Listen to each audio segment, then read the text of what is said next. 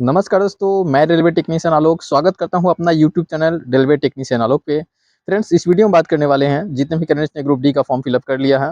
ऐसे होंगे जिनका तैयारी पहले से अच्छा होगा और फिर से अपना तैयारी करके और फाइनल सिलेक्शन लेना चाहते हैं। कुछ कैंडिडेट ऐसे होंगे जो फॉर्म फिलअप किए हैं और सोच रहे होंगे कि जस्ट जीरो लेवल से तैयारी कैसे करें।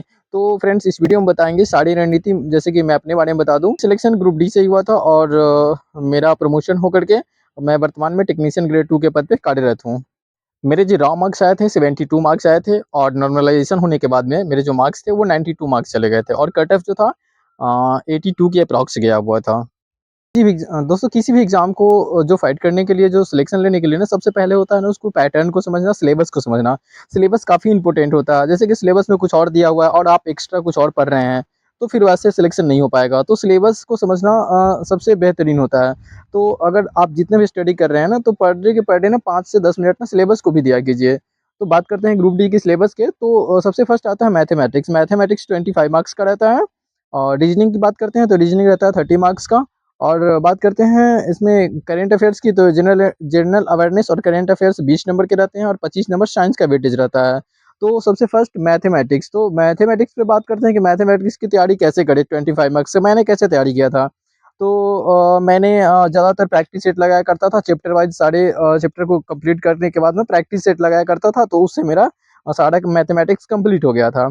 तो आपको क्या करना है, सबसे पहले जो 25 नंबर का मैथमेटिक्स रहता है, तो सिलेबस को देखें। सिलेबस में देखिए कि कौन-कौन सा चैप्टर से सिलेबस में दिया हुआ है, उस चैप्टर को कंप्लीट करें। और जहाँ देखिए कि जहाँ आपको ज़्यादा दिक्कत हो रहा है, उस चैप्टर को ज़्यादा फोकस कीजिए। और मैथ का क्वेश्चन जो 25 नंबर का पूछता है, उसमें आप 15 से 17 क्वेश्चन ईज़ी वे में नॉर्मल रहता है, उसको आप आराम से बना सकते हैं। और उधर जो बचता है 8 से 10 क्वेश्चन ना, तो उस 8-10 क्वेश्चन में ही सबका रिजल्ट आता है।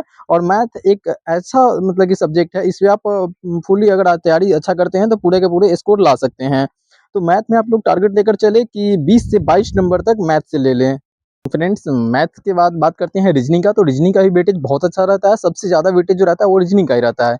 रीजनिंग जो रहता है 30 नंबर का रहता है। तो रीजनिंग को जैसे लॉजिकल रीजनिंग वगैरह जो रहता है ना, अल्फ़ाबेटिकल वगैरह, तो वो सब ज़्यादा रीजनिंग पूछा जाता है। तो उस सब पर ब्लड रिलेशन का हो गया। तो ये सब जो रीजनिंग है ना, ये सब ज़्यादा पूछे जाते हैं। तो इस रीजनिंग में जितना प्रैक्टिस कीजिएगा उतना आपका रीजनिंग स्ट्रांग होते जाएगा और जितना प्रैक्टिस सेट लगाइएगा ना उतना बेहतरीन होते जाएगा। तो रीजनिंग में टारगेट लेकर चले कि 30 नंबर है तो कम से कम 25 नंबर लेकर के आएँ। 25 नंबर इधर से लेकर आएँ और 20 नंबर मैथ से लेकर आएँ। तो आपको 55 नंबर में 45 नंबर तो स्कोर करना ही होगा फाइनल सिलेक्शन के लिए इसमें। मैथ और रीजनिंग दोनों मिलाकर जो 55 नंबर के मार्क्स, 55 मार्क्स के जो क्वेश्चन पूछे जाएँगे, तो इसमें कम से कम आपको 25 उधर 20 उधर से और 25 इधर से 45 नंबर आपको लाने पड़ेंगे सिलेक्शन लेने के लिए।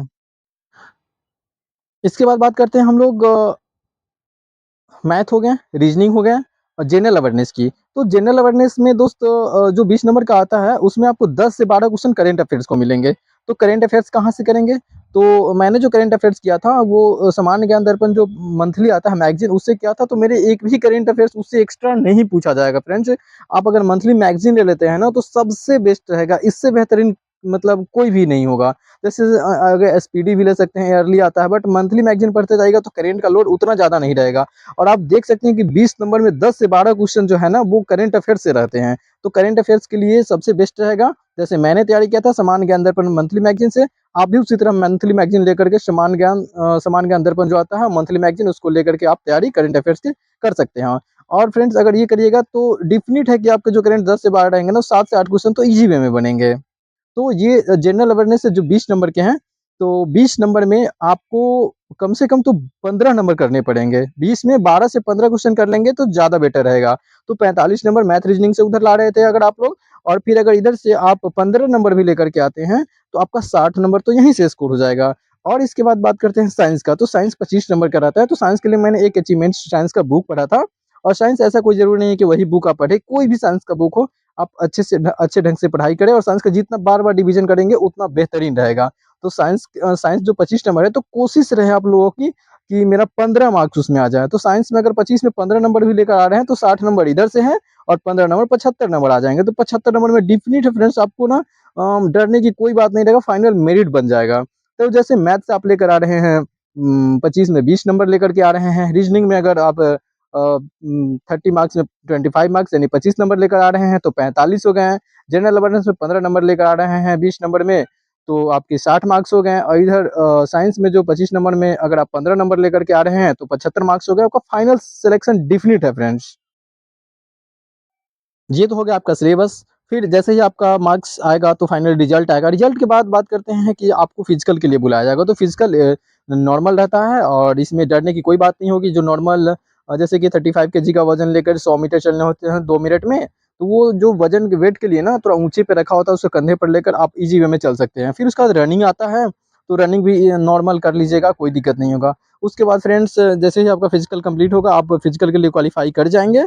फिजिकल जब जैसे ही क्वालीफाई करेंगे उसके बाद आएगा मेडिकल। मेडिकल होगा, फिर मेडिकल के बाद मेडिकल में 2 से 3 दिन लगते हैं। कहीं-कहीं जो रेलवे ज़ोन है, डीआरएम ऑफ़िस जो मेडिकल होता है वहाँ पे 1 दिन में भी छोड़ दिया जाता है, लेकिन ज़्यादातर लगता है कि 2 से 3 दिन ही लगते हैं। फिर जैसे ही मेडिकल आपके कंप्लीट होंगे और फिर आपको घर भेज दिया जाएगा कि ठीक है जाइए, और उसका फाइनल मेरिट आएगा फ्रेंड्स। फाइनल मेरिट और मेरिट के साथ आपका डिवीज़न अलॉटेड रहेगा और डिपार्टमेंट और पोस्ट अलॉटेड रहेगा कि हाँ, आपको कौन-सा पोस्ट मिला है, कौन-सा ज़ोन में मिला है, कौन-सा डिवीज़न मिला है। और उसके बाद वहाँ पे उसके बाद आपको मेल पे या तो मेल पे ही भेज दिया जाता है, नहीं तो घर पे एक ऑफ़र लेटर भेजता है। तो उसके साथ आप लेकर के जाएँगे डीआरएम ऑफ़िस में, वहाँ आप अपना लेटर सबमिट करेंगे, वहाँ अकाउंट नंबर वगैरह हो गया, जो भी है वो सब सबमिट करेंगे। सबमिट करने के बाद फ्रेंड्स इसके बाद जैसे ही सबमिट करेंगे फिर इसके बाद आपको टाइम दिया जाएगा कि 2-4 दिन 10 दिन का, और एक बार बुलाया जाएगा, आपको नियुक्ति पत्र दिया जाएगा। आप जिस स्टेशन पे पोस्टिंग करेगा उस कौन-सा डिपार्टमेंट है, कहाँ पे है, कौन-सा स्टेशन पे आपको ड्यूटी है, तो वहाँ पे आपको पोस्टिंग कर दिया जाएगा। और उसके बाद बात करते हैं जैसे ही आप जॉइन कर लेंगे तो फैसिलिटी के बारे में। तो रेलवे की तरफ से बहुत ही फैसिलिटी मिलती है, जैसे कि रेलवे पास हो गए हैं। 1 पास मिलेगा, फिर 2 पीटीओ पास मिलते हैं।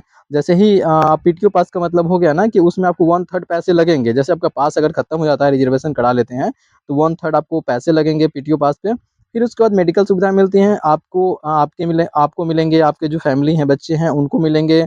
अगर डिपेंडेंट माता हैं जी हैं, तो उनको भी मिलता है फैमिली, जो भी अगर डिपेंडेंट है, अगर आपके ऊपर डिपेंडेंट है, तो उनको भी रेलवे की तरफ से वो पास और मेडिकल सुविधाएँ दोनों मिलती हैं। इसके बाद फ्रेंड्स अगर जिस स्टेशन पे आपको ड्यूटी मिलती है, वहाँ पे अगर रेलवे क्वार्टर खाली है तो आपके नाम से क्वार्टर अलॉट हो जाएँगे, तो रेलवे क्वार्टर फैसिलिटी मिल जाएगी। अगर क्वार्टर खाली नहीं है या फिर कुछ दिन बाद होता है तो कुछ दिन बाद अलॉट किया जाएगा, तब तक आपको एचआरए के रूप में पैसे मिलेंगे, हाउस रेंट अलाउंस, कि आप बाहर में रूम लेकर के आप रह सकते हैं और ड्यूटी कर सकते हैं। उसके बाद बात करते हैं छुट्टी की, तो छुट्टी है जो वीकली रेस्ट आपको मिलेगा ही मिलेगा। इसके बाद सप्ताह में 1 दिन जो रेस्ट हो गया वो, इसके बाद 10 सीएल मिलते हैं, 12 एनएच हो गए हैं और 30 एलएपी छुट्टी मिलते हैं। हाफ एलएचपी जो सीक छुट्टी होता है, वो 20 दिन का होता है और 30 ठो एलएपी छुट्टी मिलता है। इसके बाद 10 सीएल हो गए हैं और 12 एनएच मिलते हैं। तो टोटल मिला कर के जो है वो लगभग 100 से ज़्यादा ही छुट्टी मिलते हैं पूरे 1 ईयर्स में। तो फ्रेंड्स आप ये ठान लें कि हाँ मुझे रेलवे में जॉब लेना है। जैसे कि मैं अभी वर्तमान में टेक्नीशियन ग्रेड 2 के पद पे कार्यरत हूँ। तो ये मन में ये होना चाहिए कि हाँ मुझे इस बार किसी भी तरह सिलेक्शन लेना है। अगर और बात करें इसमें कि जैसे कि आप सोच रहे होंगे कि हाँ जॉब लग जाएगी तो क्या टाइम मिल पाता है पढ़ाई करने का, जॉब प्रोफाइल क्या होता है? तो ये वीडियो बहुत लंबा हो जाएगा। मैं नेक्स्ट वीडियो में इन सारे जो भी डाउट है सब पे मैं कोशिश करूँगा कि वीडियो लेकर के आऊँ, सारा डिटेल आप लोगों का जो भी कन्फ्यूज़न है आप लोगों को, सारा कन्फ्यूज़न को दूर कर दूँ वीडियो के माध्यम से।